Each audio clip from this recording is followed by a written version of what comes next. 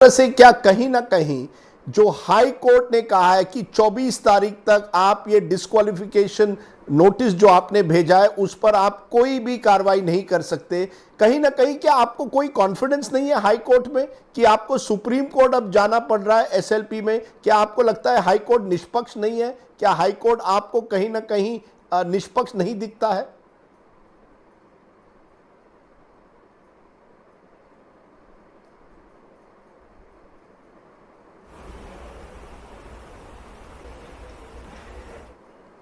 हमारी parliamentary democracy में हमने ये विशेष किया है कि पार्लियामेंट कानून बनाएगी, सुप्रीम कोर्ट उसको इंटरप्रेट करेगी। डिस्क्वालिफिकेशन का जो कानून बनाया लोकसभा ने, उस पर सुप्रीम कोर्ट की 3 बेंच की बेंच ने फैसला दिया कि डिस्क्वालिफिकेशन के संबंध में जो स्पीकर है उसके पास पूरा डोमेन है डिस्क्वालीफाई करने का, और डिस्क्वालीफाई करने से पहले कोई भी कोर्ट उसमें इंटरवीन नहीं करेगा। राजस्थान विधानसभा के अध्यक्ष के रूप में मेरे सामने chief whip of Congress party कोई मसला लेके आई कि हमारे इन सदस्यों के संबंध में आपको हम ये कार्रवाई करने के लिए आपको एप्लीकेशन देते हैं।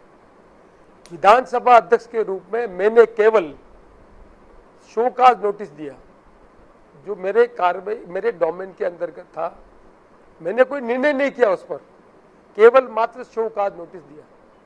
आज दिन तक 92 के बाद जो डिस्क्वालिफिकेशन का कॉन्स्टिट्यूशन बेस का फैसला हुआ, उसके बाद किसी कोर्ट ने आज दिन तक शोकाज नोटिस पर उस पर कोई कार्रवाई नहीं की है।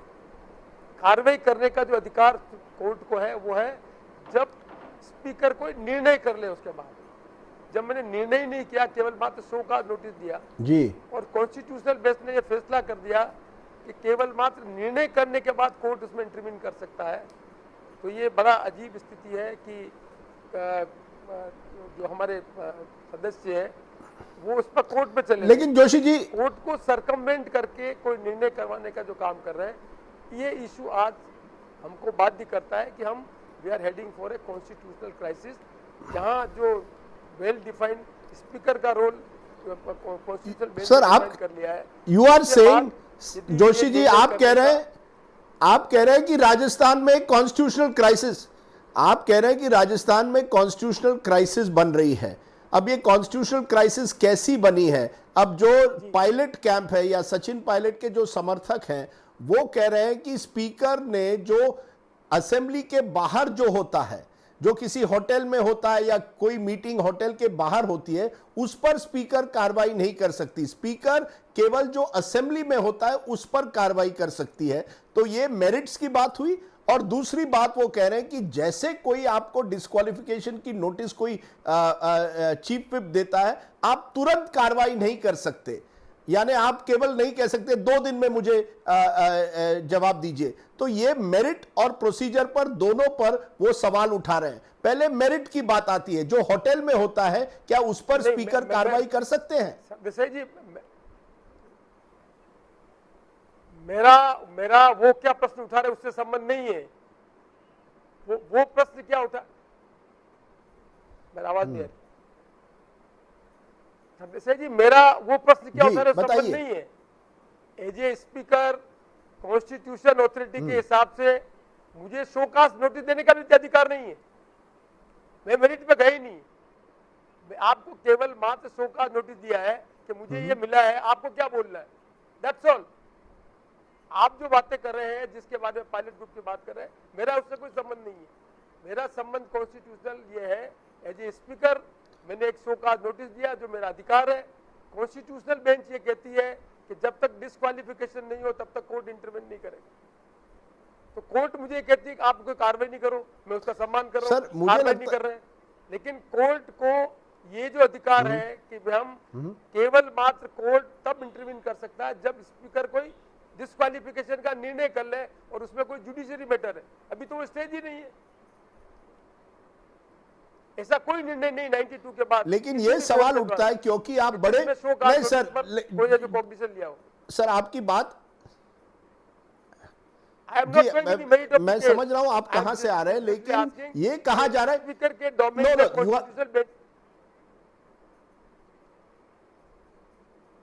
you are not going into the merits of the case, you are only questioning whether the court can intervene in the speaker's authority to issue even a basic show cause notice. लेकिन सवाल उठता है क्योंकि आप कांग्रेसी नेता हैं speaker रहने के पहले, इसलिए डर ये है कि क्योंकि आप पुराने कांग्रेसी नेता हैं, इसलिए आप कहीं ना कहीं बायस्ड रहेंगे। ये डर है पायलट कैंप का कि एक बार वो आपके सामने आए तो आप उनको डिस्क्वालीफाई करेंगे। ये तो बात की स्थिति है, ये पायलट कैंप का कोई संबंध नहीं है। Don't confuse Desai ji, don't confuse. Pilot camp का कोई इशू नहीं है। इशू सिंपल है कि कोर्ट का जो डोमेन है वो कोर्ट का डोमेन प्रारंभ होता है जब स्पीकर कोई निर्णय कर दे। शोकाज की स्टेज पर कोर्ट ने आज दिन तक कोई निर्णय नहीं किया है, इसलिए आप don't confuse about pilot camp. I am not going in the merit of this. I am just asking कि जब सुप्रीम कोर्ट के सारे निर्णय इस बात के हैं कि आप अभी लेटेस्ट फैसला दिया उन्होंने मणिपुर के स्पीकर के संबंध में, उसमें भी उन्होंने अपील किया है कि स्पीकर जब तक कोई निर्णय नहीं कर ले तब तक आप इंटरवीन नहीं कर सकते। मैंने सिंपल शो का नोटिस दिया, that is the issue, that's all.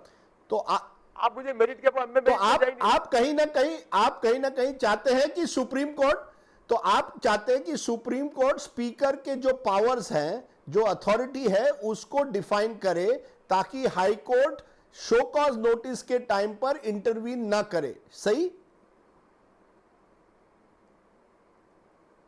बिल्कुल यही इशू है कि आज दिन तक किसी भी सुप्रीम कोर्ट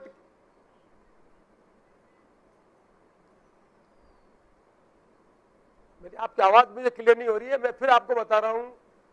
स्पीकर के रूप में जो मैंने शो कॉज नोटिस दिया है, सुप्रीम कोर्ट के सारे निर्णय कॉन्स्टिट्यूशनल बेंच के बाद स्पीकर के डिस्क्वालिफिकेशन के स्टेज के पहले कोर्ट इंटरवीन नहीं करे।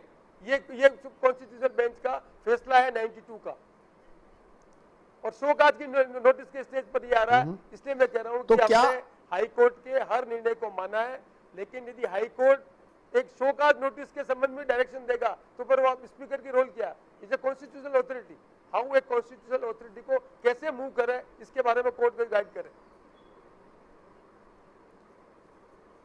तो मैं आखिर में आपको पूछ रहा हूं, आपने इस समय अपना माइंड ही नहीं अप्लाई किया है उस इशू पर कि क्या सचिन पायलट और उनके साथ जो 18 एमएलए हैं उनको डिस्क्वालीफाई करना है या नहीं? ये आप कह रहे हैं बात की बात। आप देसाई जी, आप प्रश्न को अलग ले जा रहे हैं। माइंड कहां पर? शोकाज नोटिस में दिया, शोकाज नोटिस को जवाब देगा तब माइंड लगेगा। Right Desai ji, please listen it. तो आप कह रहे हैं इस समय केवल एप्लीकेशन आई, उस एप्लीकेशन पर मैंने अपना दिमाग लगाकर उसको शो का नोटिस दिया है कि भाई आप अपना जवाब दीजिए, उसके आगे नहीं बढ़ा हूं मैं। इस स्टेज पर कोर्ट को इंटरवीन करने के कोई कॉन्स्टिट्यूशनली प्रोविजन नहीं है। मैं पायलट कैंप और नहीं कैंप की बात कर रहा, ये स्टेज ही नहीं है। क्राइसिस ये है कि आपके कॉन्स्टिट्यूशन, तो आप इसको चैलेंज, तो इस तरह से आप हाई कोर्ट को एक तरह से, सही सर, जो हाई कोर्ट ने कहा, सीपी जोशी जी, जो हाई कोर्ट ने कहा कि 24 तारीख तक आप कोई फैसला मत दीजिए, आप उसके खिलाफ अब सुप्रीम कोर्ट जा रहे हैं। फैसला नहीं, प्लीज अंडरस्टैंड इट, प्लीज आप जैसे जी डोंट कंफ्यूज इट। शोकाज के नोटिस का स्टेज पर रिक्वेस्ट है, शोकाज के स्टेज पे प्लीज, शोकाज के नोटिस की स्टेज पर सुप्रीम कोर्ट का यह फैसला है कि कोर्ट इंटरवीन नहीं कर सकता। राइट तो आप चाहते हैं कि ये अमल हो राजस्थान में, यही जो सुप्रीम कोर्ट 92 से कर रही है 1992 से, कि at the stage you want the Supreme Court to define, कि 92 से जो हो रहा है कि स्पीकर को कम से कम शो कॉज नोटिस देने का पूरा अधिकार है, उस स्टेज पर कोई इंटरवेंशन नहीं हो सकती। ये कॉन्स्टिट्यूशनल बेंच का फैसला है। राइट आपकी आवाज मुझे नहीं Right. आ रही है। तो इसमें कोई जैसे कि राजनीति नहीं दिखाई constitutional देती। bench का फैसला है। सर आप आखिर में मैं 92 पूछ से रहा हूं, लगाकर 92 से लगाकर आज तक, हाँ जी, 92 से लगाकर आज तक इसमें कोई राजनीति नहीं है। आप कह रहे हैं इसमें कोई राजनीति नहीं है। सीपी जोशी जी आप कह रहे हैं इसमें कोई राजनीति नहीं है, ये केवल मैं कानून के स्पीकर और हूं। स्पीकर के अधिकार की मैं एक तरह से आप स्पीकर लड़ाई हूं। है। या मेरा जी। कोई बाकी मेरा इसमें कोई इश्यू नहीं है।